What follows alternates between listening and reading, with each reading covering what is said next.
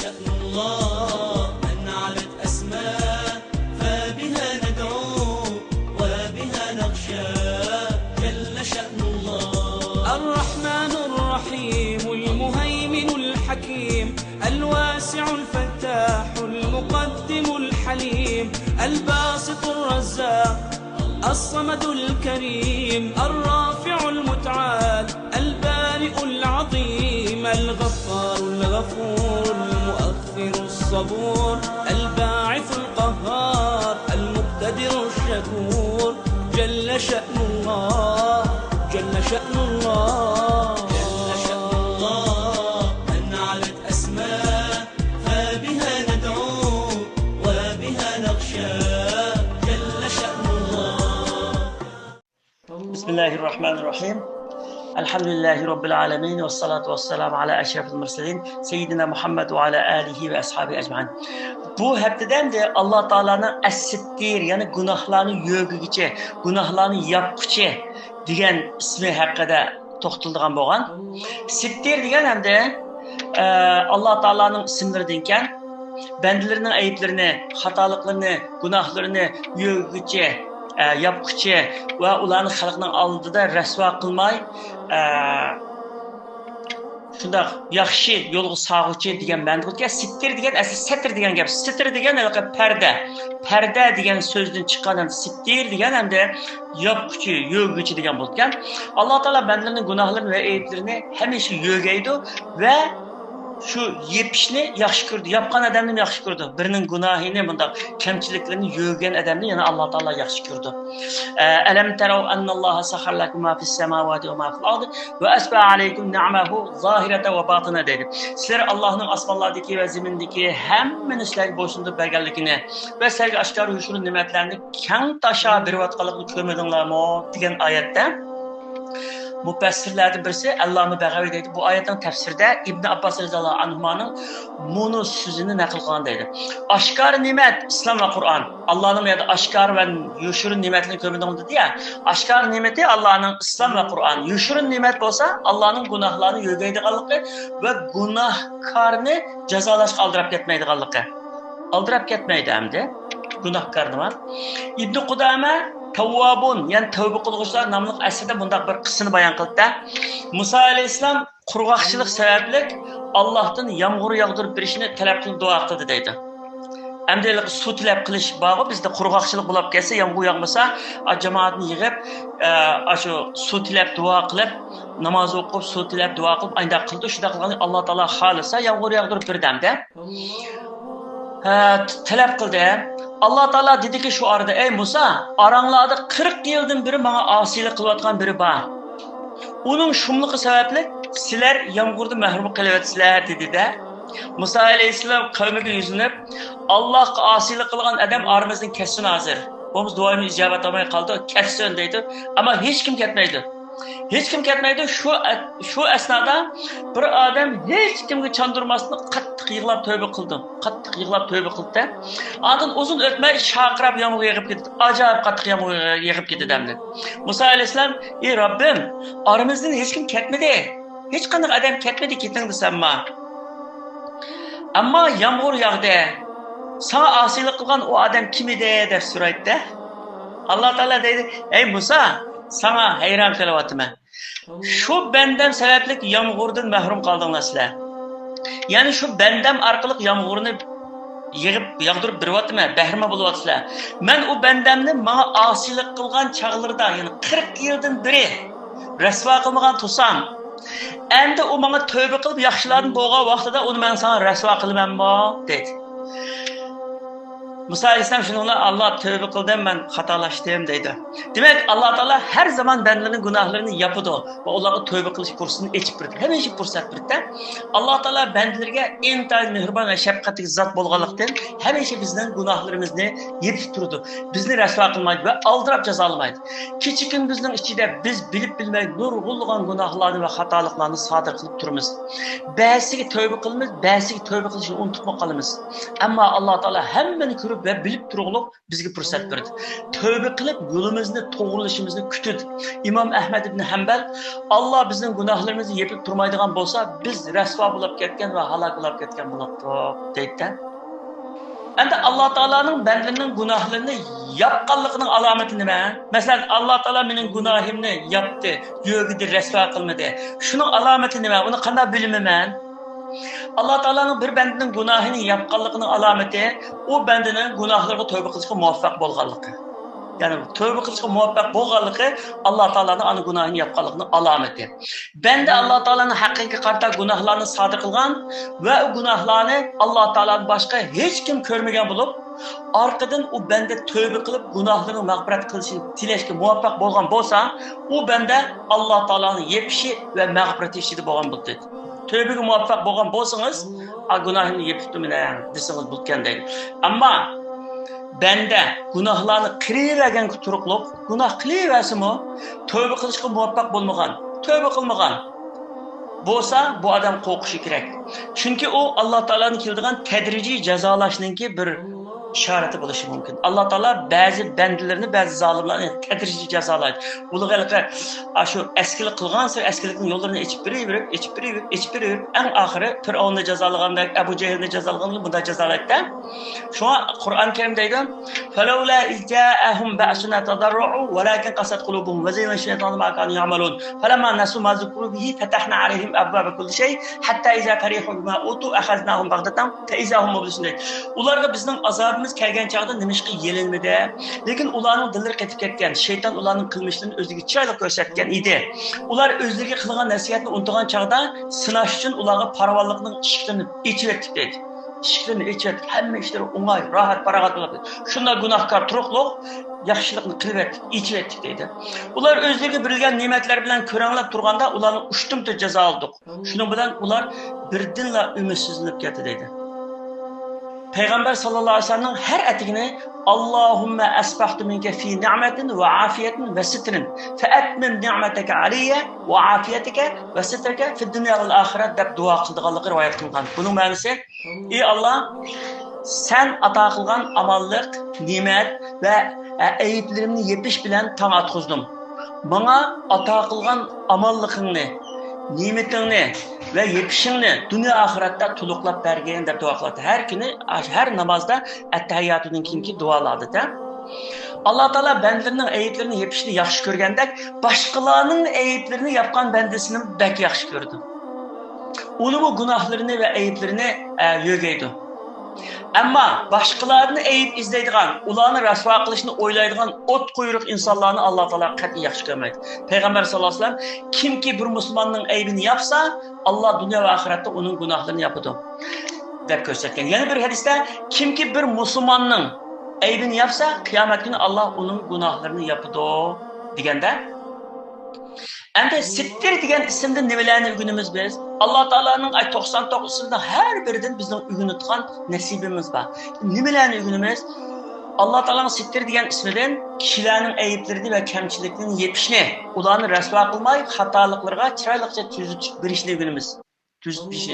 Shundaqla biz boshqalarning ayblarini, kamchiliklarini yushursak, ya'ni yapsak, Alloh taolaning bizning gunohlarimizni yapadiganligini o'rganamiz. Endi ayıplar, günahlar, qilmishlar dedik endi. Endi uning tafsilotiga kelamiz. Qilmishlarning turlari. Qilmish ikki turlik bo'ldi. Biri Alloh taolaning haqqiga qarta sodir qilingan gunoh ma'siyatlar. Yana biri bandalarning haqqiga sodir qilingan yomonliklar. Oldinqisi zulm deb atildi arabchada. Shu gunoh deymiz uni. Keyingisi sayyiat deymiz, deydi. Buni yomonlik deymiz. Yomonlik deb atildi. Alloh taolaning haqqiga qarta sodir qilingan gunoh ma'siyatlar deganimiz qasi Alloh taolaning amriga xiloflik qilib sodir qilingan ishlar. Masalan, namoz o'qimaslik, haroq ichish, jazoni muomala qilish deganga o'xshash. Endi bandalarning haqqiga qarta sodir qilingan qilmishlar qasi deganda kishilarga moddiy yoki ma'naviy tarafdan ziyon yetkazish. Masalan, birovning haqqini yeb olish, obro'yini to'kish, g'aybatini qilish, aldash, tuhmat qilish, aziyat berish deganga o'xshash. Ikkidan haq ayrılışındaman. Endi Alloh taolaning haqqi deganimiz, uningga ibodat qil. Alloh taolo bizda nima haqqi bor? Allah Taola'nın haqqı bizda uningga ibodat qilish, buyurganlarni qilib, to'sqanlarni tark etish, farz vojiblarni o'rindash, harom ishlarni tark etishdan iborat. Allohning bizdagi haqqi. Endi Alloh Taolaning mushu haqqini ado qilmagan odam gunohkor bo'ldi va jazoga tortilishga tegishli bo'ldi. Alloh Taolo o'zining haqqiga qarata sodir qilgan gunohlarni tavba bilan mag'firat qildi. Bu şu günahlarni, farzlarni qilmagan, harom ishlarni qilgan adamning gunohlarini tövbe bilan mag'firat qildi. Qul ya ibadiyallazina asrafu ala anfusihim la taqnatu min rahmatillah innalloha yaghfiru zunuba jami'a innahu al-ghafurur rahim dedi. Ey payg'ambar, gunohni qilaverib, o'ziga o'g'il qilgan bandalarga aytdingki, sizlar Allohning rahmatidan umidsizlanmanglar. Alloh haqiqatan tövbe qilgan kishilarning barliq gunohlarini mag'firat qildi. Shubhisizki Alloh nihoyat mag'firat qiluvchidir, tulumu mehribondir degan oyat buni ko'rsatdi. Endi Allohning haqiqati shoma, Allohning haqqiga qilgan gunohlarni biz tövbe bilan yug'ishtira olamiz ekan, tövbe bilan hal qila olamiz ekan shuna. Endi bandalarning haqqi deganimiz nima desa, bandalarning haqqi ularning boshqalar tarafidan zulmga, haqsizlikka, adolatsizlikka, aziyatga va ziyon zahmatga uchratilmaslikdan iborat haqqi. Ayda bir haqqi bor. Har bir insonning insonga emas, maxluqot, butun maxluqotning, Alloh taolo yaratgan maxluqotning zulmga, haqsizlikka, adolatsizlikka, aziyatga, ziyon zahmatga uchratilmaslik haqqi bor. Bizning uchratmaslik haqqimiz bor. Uchratmaslik majburiyatimiz bor. Shunaqami? İnsanların bu haqqlarini dafsanda qilgan odam Alloh taolaning jazosiga tegishli bo'ldi. Endi bandalarni haqqiga qarata yomonlikni sodir qilgan kishi shu bandalarni rozilik olmoqcha uni Alloh taolo kechirmaydi. Femen tabe min ba'du zulmihi ve aslaha fe innallohu yatubu aleyh innallohu g'afurur rahim dedi. Kimki haqsizlik qilgandan keyin tövbe qildi ekan va o'zining buzganlarini o'ngshaydi ekan. Ya'ni kimki zulm qilgan bo'lsa, keyin tövbe qilish bo'lmaydi bu. Allohning haqqiga bo'lganda tövbe qilsa qutuldik, tamom. Ammo bandining haqqiga kelganda tövbe qildi. Femen tabe ve aslaha dedi. Tövbe qildi va buzganni o'ngshaydi. Buzg'un qarshi haqqini evagan bo'lsa, biridi obro'yini tushirgan bo'lsa, ko'tirdi, g'aybni qilgan bo'lsa, kechirim so'raydi. Demak, ashadamni rozi qildi. Fa innalloha yatubu alayh. O'ngshaydi, u chaqda Alloh taolo uni mag'firat qildi. Chunki Alloh taolo nihoyat mag'firat qiluvchidir, bakbur rahim shafqatlidir degan oyat buning ishorat. Endi birlarining pul-molni qaqsoqti qilib, birlarining obro'yini to'kib, birlarining diliga azor berib, birlarining ishini buzib, birlarining oilasini vayron qilib, andin tövbe qildim deb ming qatim haj qilsimi, yil bo'yi haramdan chiqmay itikof qilib ibodat qilsimi, kechalari qiyomda turib namoz o'qisimi, kunduzlari ro'za tutsimi, Alloh taolo undoq kishining gunohini o'tmaydi.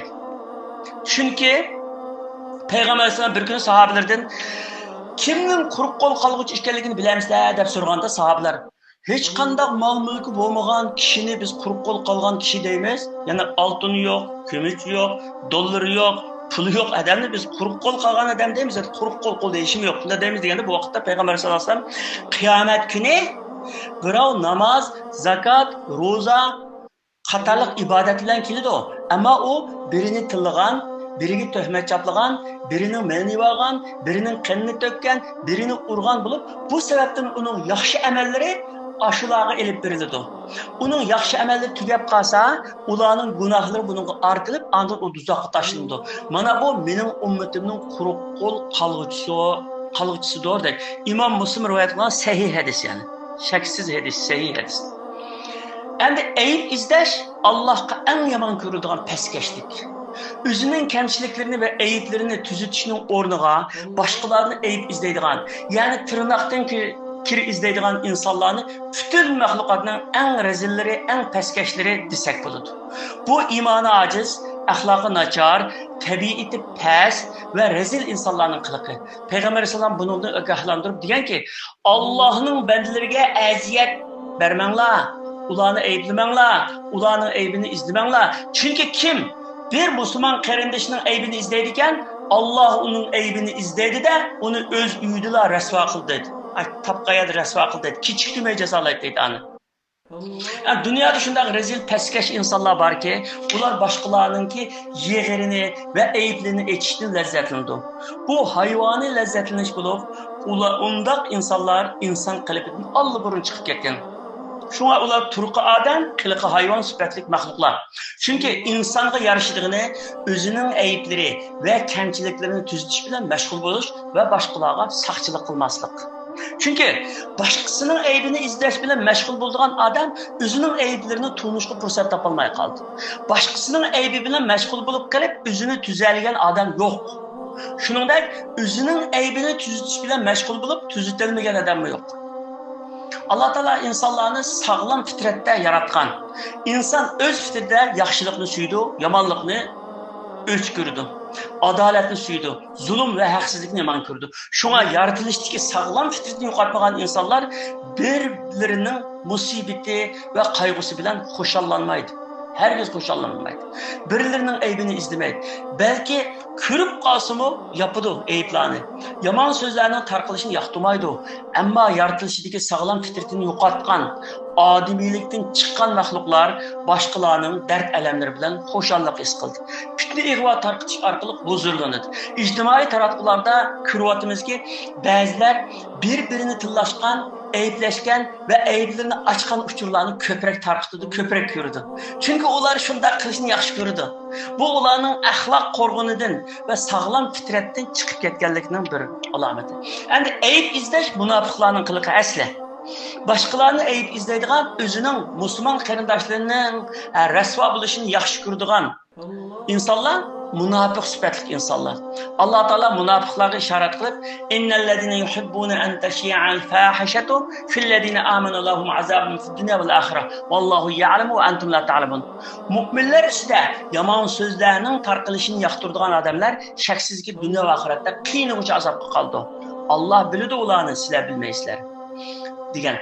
Gerçi oyatning mu'minlar ustida yomon so'zlarning tarqalishini yoqtiradigan odamlar degan qismidan o'z vaqtidagi Madinalik munofiqlar ko'z tutgan bo'lsa-mu, har zamon va har makondagi munofiqlarni o'z ichiga oladi. Chunki Qur'on Karim ta qiyomatgacha bizning dasturimiz.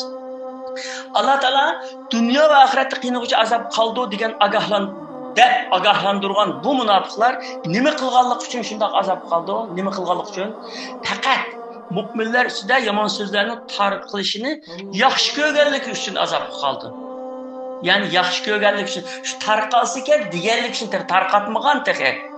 Yomon so'zlarni tarqatganlar-ku endi tarqalsa ekan, ashul bir rasvo bo'lsa ekan deb o'ylagan odam shuncha azob qolsa, rasmiy taqatgan odam-ku ularning holi qanday bo'lar? Shaksiz ularning holi oldingilardan battar bo'ldi.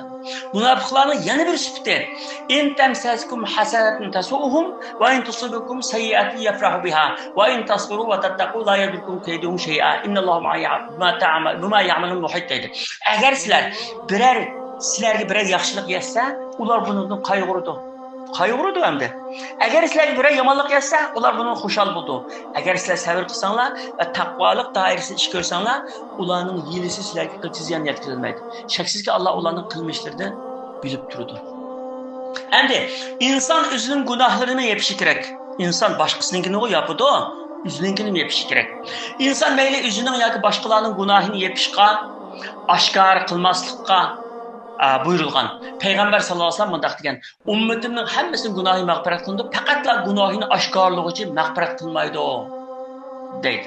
Gunohini oshkorlash degan nima? Birov kechisi, ya'ni odam ko'rmagan yerda gunoh qilib, Alloh oshkor qilmagan bu gunohni aytsa kishilarga oshkorlab, "Men bugun mundaq qildim, andaq qildim" deb gunohlarini deyish. Allohning uni yushirgan pardasini ichishdir, ayda deyish orqali degan payg'ambarimiz. Alloh taolo biror bandasining gunohini bu dunyoda yushirsa, bu yushirish ta qiyomat kuniga davomlashadi. Qiyomat kuni Alloh taolo xolisa uni gunohi sababli jazolaydi yoki shu gunohini shu yushirgancha o'chirib etadi. Inson biror gunohni sodir qilsa, uni birisiga ma'lum qilishga buyurilgan emas. Gunoh qilsaldin deb buyurilgan emas. Faqatla Allohga deydi. Faqatla Alloh taologa tövbe qilishga buyurilgan. Alloh taolo uning gunohini oshkorlab, uni rasvo qilmagan bo'lsa, uni yapgan bo'ldi. İnsan yana gunohiga tövbe qilmay, cho'ng gunohlarni sodir qilishni davomlashtirsa, shu chaqda Alloh taolo uni yapgan farzini ichida o'chaqda rasvo qildi. Bir kuni ikkinchi xalifa Umar ibn Xattobning yeniga bir o'g'ri keltirildi. Xalifa o'g'ri nimishqa o'g'rilik qildi deb so'raydi. O'g'ri: "Ya Amirul Mu'minin, bu mening tunji qatim qilsagan jinoyatim edi" dedi. Bu chaqda xalifa: "Yolg'on aytdim. Chunki Alloh bandasini tunji qatimlik qilmishi sababli rasvo qilmaydi" dedi. Çünkü Allah Teala bizni şunda yapıdaki, yapıdı. Yapıp, biz haddimizni işi vergençe an resva kıldı. Bolmasa bizning anda umayla kıla Allah Teala bendisini resva kılmaydı. Ma oğriken, ma eskedemken, ma aldamçıken, ma koymaçıken de bizni kişilerin aldı resva kılıp koymaydı. Ama insan başkalarının hak hukukuga ta'alluq bo'lgan birer qilmishni sodir qilsa, ya'ni sodada aldıgan yoki ziyonga yoki tuhmatga uchratgan va yoki haqida yolg'on so'zlarni aytib obro'yini zidilgan bo'lsa, uni oshkor aytib haq egasidan kechirim so'rashi lozim. Masalan, bir odam endi pulning orqasiga kirib, binasi setib tutganmi, bu manch pulliq narsani manch pulga setib tutganmi yoki Xitoyning ja binasini bu Yaponning yoki Angliyaning deb ayna qimmat pulga setib tutganmi, endi men gunohimga tövbe qildim deb ani uchoqda o'zini oshkorlab bunda xato qilganmi deb kechirim so'rashi kerak. Haqqini yegan bo'lsa qaytarishi lozim shu chaqda. Alloh taolo bundoq bandasini yaxshi ko'rdi va uningga rahim shafqatini qildi. Demek, üzününki kemçilikini bozma, aşı kılgan hatalıklarını tövbe kılgandan keyin aşı adamdan razılık eliş gerek deydi.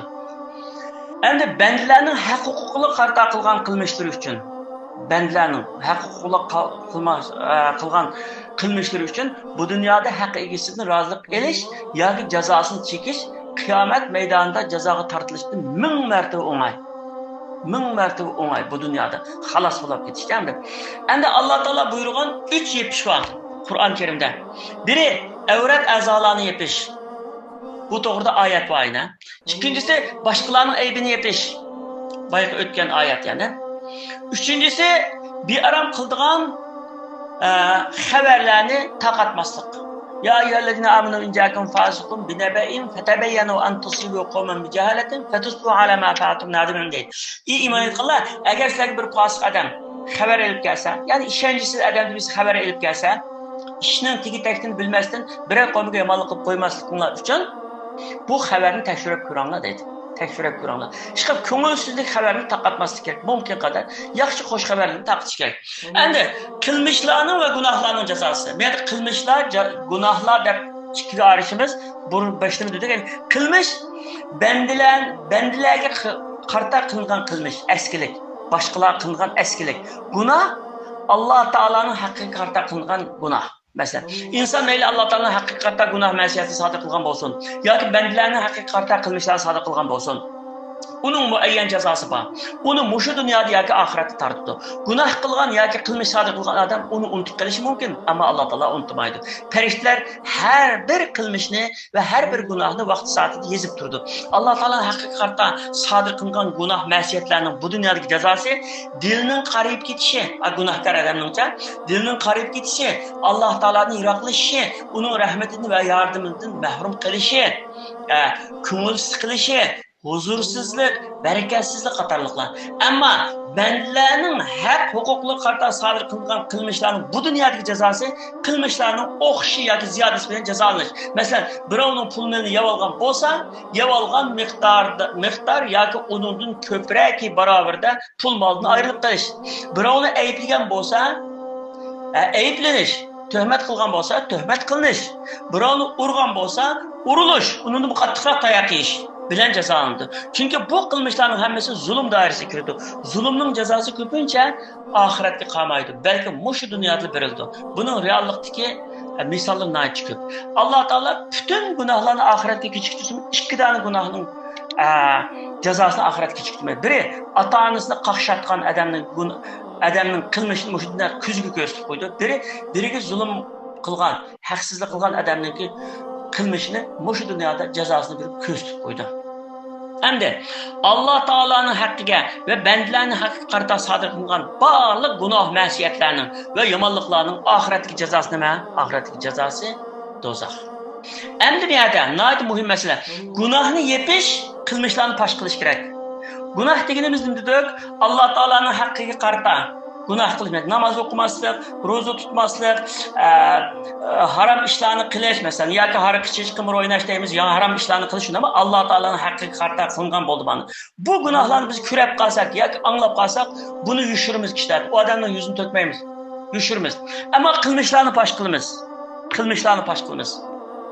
Bu qanaqaga dinimiz gunohni yepishni, ammo qilmishni va jinoyatni boshqasini talab qildi. Masalan, gunoh ma'siyatni mayli siz sodir qilgan bo'ling, Alloh taolo qartayliqi ma'siyatni yoki boshqa sodir qilgan bo'lsin, uni yepish lozim. Chunki Alloh taolo o'zi gunoh qilib, uni boshqalarga degan bandini yaxshi ko'rmagandek, boshqalar sodir qilgan gunoh ma'siyatlarni oshkorlagan va uni yaygan bandisini texmi yaxshi ko'rmaydi. Va uni la'nat qildi. Shunga Alloh taolaning haqqiga taalluq bo'lgan gunoh ma'siyatlarni qaysi birini sodir qilgan yoki boshqasini sodir qilganligini ko'rgan va yoki anglagan odam uni cho'qim yepishi lozim. Uni cho'qim yepishi lozim. Yapmasa gunohkor bo'ldi yani. Peygamber sallallahu aleyhi ve sellem degan ki, bir adam qandaqla bir adamning gunohini yapsa, Alloh qiyomat kuni uning gunohini yapadi. Demak, gunohlarini Alloh taolaning yepishini tilgan odam boshqalarning ayiblarini, xatolikni yepishi lozim. Endi ma tugidi. Ikkinchisi, bandalarning haq-huquqiga taalluq bo'lgan qilmishlarni va jinoyatlarni fosh qilish va haq-huquqlarning joyiga qaytarib yordam qilish ibodatdir. Chunki haq-huquqlarni qo'g'dash, zulmga va haqsizlikka qarshi turish dinimizda talab qilingan ish. Bu her bir Müslümanın mas'uliyeti. Şuna birovlarning insonlarga qarta qilmishlarini yushirish, ko'rmasga silish, ularga qilmishda shirk bo'lganlik bo'ldi. Pash qilish, zulmga va haqsizlikka qarshi turganlik bo'ldi.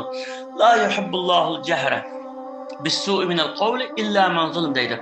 Alloh zulmga uchirgan kishining zolim ustidan qilgan shikoyatidan boshqa har qanday bir kishining yomon so'zni oshkorlashini yoqtirmaydi degan bu ayet zulmga yoki qandaqla bir haqsizlikka uchragan yoki uni ko'rgan kishining sukut qilmasligi va qilmishni oshkorlashi kerakligini ifodalaydi.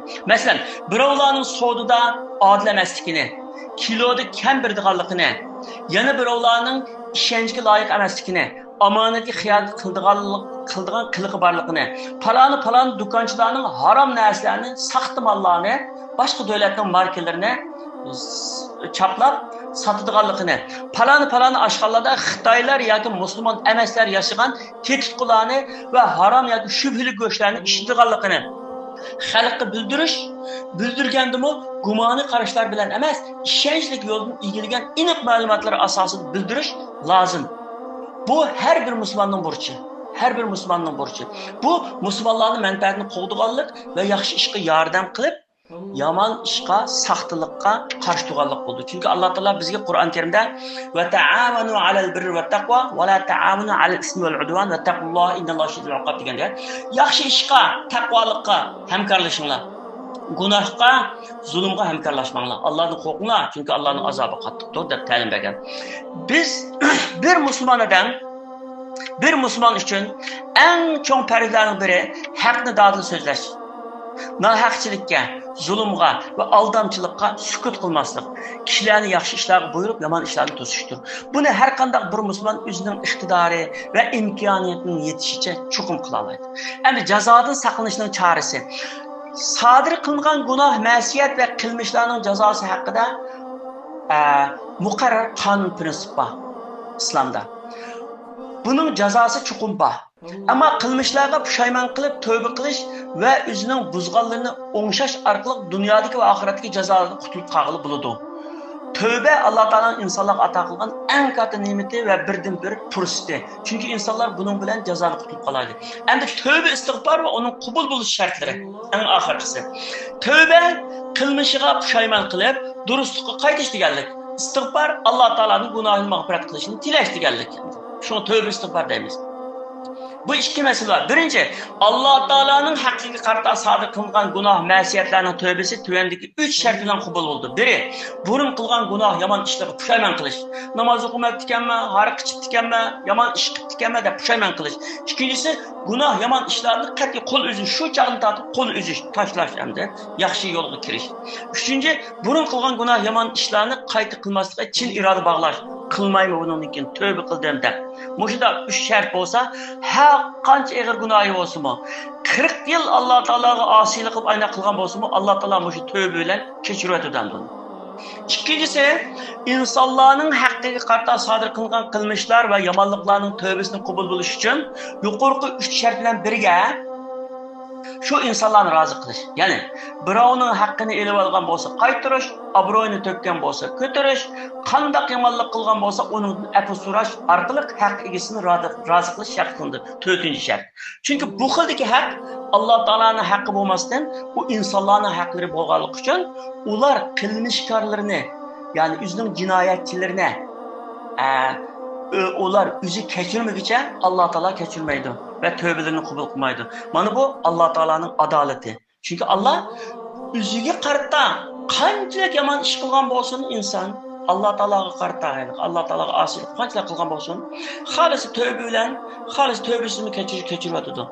Ammo boshqa bir bandaningki haqqiga kirib qolib, boshqa bandaga askil qilib qo'yib, haqqiga kirib qolib, boshqa bandaga askil qilib qo'yib, unga Alloh taologa 1000 qatim haj qilsam, 1000 qatim haj qilolmaydi hamda 10 qatim, 15 qatim, 100 qatim haj qilsam, Alloh taolo buni kechirmaydi.